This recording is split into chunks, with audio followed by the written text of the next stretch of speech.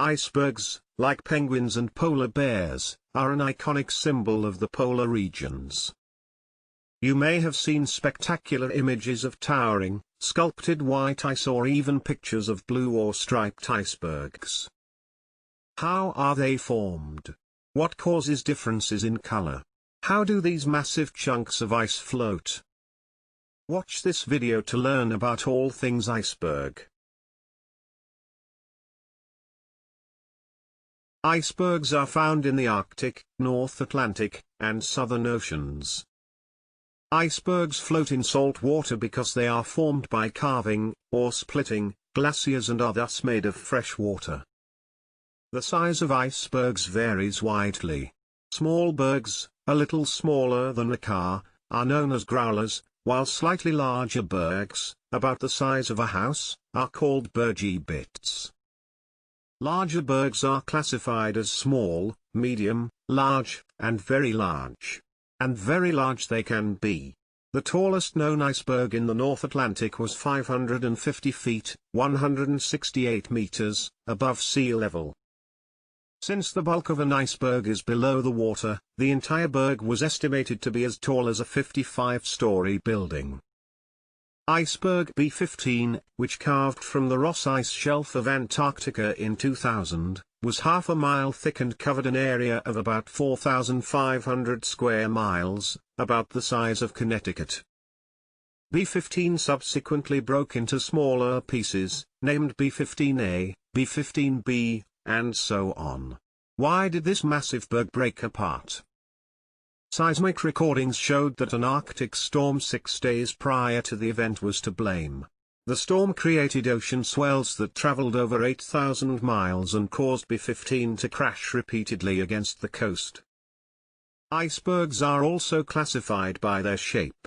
Tabular icebergs have steep sides and a flat top like a plateau, while non-tabular icebergs include irregular shapes such as rounded tops, spires, sloping sides, and blocks.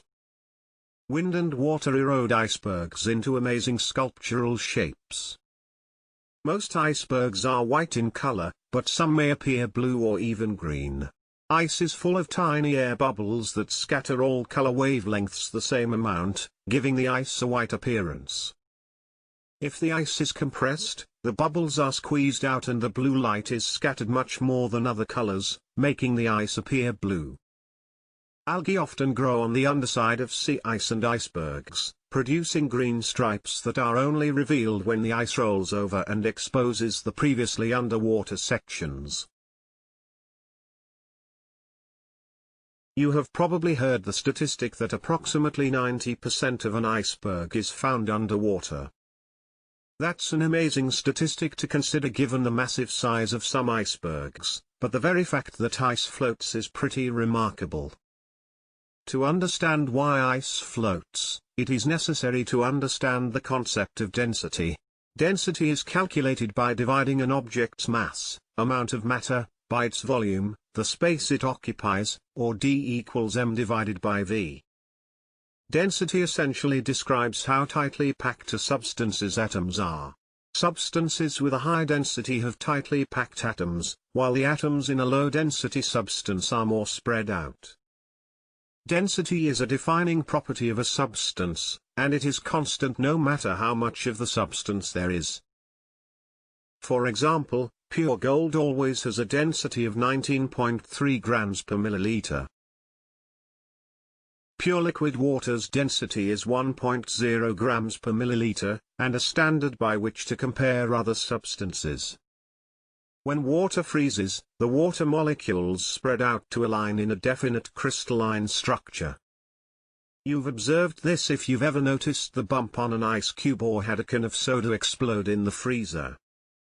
While most other substances contract, water expands as it becomes a solid. Because water expands as it freezes, ice takes up more space, has a greater volume, than the liquid water does. But the amount of matter hasn't changed, it is just spread out over a larger space. This means that the density of ice, 0.92 grams per milliliter, is less than that of liquid water, 1.0 grams per milliliter. And because ice's density is lower than that of water, ice floats in water. What about the density of salt water? Because of the dissolved sediments and minerals, seawater is slightly denser than pure water. Its density is approximately 1.03 grams per milliliter. That means that ice, like icebergs, also floats in seawater. In fact, fresh water from melting icebergs will form a layer on top of the denser seawater. Density also explains why most of an iceberg is found beneath the ocean's surface. Because the densities of ice and seawater are so close in value, the ice floats low in the water. Remember that the density of ice is 0.92 grams per milliliter, and the density of water is 1.0 grams per milliliter, 1.03 for salt water. This means that ice has 9/10, or 90% of water's density, and so 90% of the iceberg is below the water's surface. In contrast, a piece of wood with a density of half a gram per milliliter, half that of water, would float with half of its volume below the surface of the water. A cork with a density of 0.2 grams per milliliter, 20% that of water, would float with 20% of its volume below the surface, and so on. Of course, there are some small variations that affect the exact percentage of the iceberg below water. Icebergs may contain sediments, dust, and other particles picked up by the glacier before calving. They also may have algae growth in and on their submerged surface. These icebergs are not a pure substance, and thus their density is no longer 0.92 grams per milliliter. The temperature and salinity of the water in which an iceberg is located may also vary, meaning that the seawater's density may not be exactly 1.03 grams per milliliter. While these variations are common, they do not change the densities much, and so 90% is a good estimate for the submerged part of an iceberg. Although they aren't living, icebergs do have a life cycle. They begin as part of a glacier, building for tens of thousands of years and slowly moving toward the ocean. Once an iceberg calves, it typically lasts for 3 to 6 years, shorter if it floats into warmer water. Waves wear away at the iceberg and crash it into other icebergs or land. Thawing and melting create crevasses, cracks, that may lead to further calving. Some icebergs simply melt away, while others collapse more violently. Some icebergs never move into warmer waters and may last 50 years or more. So, you've learned a lot about icebergs in this presentation. For more information, search the internet for many other interesting articles.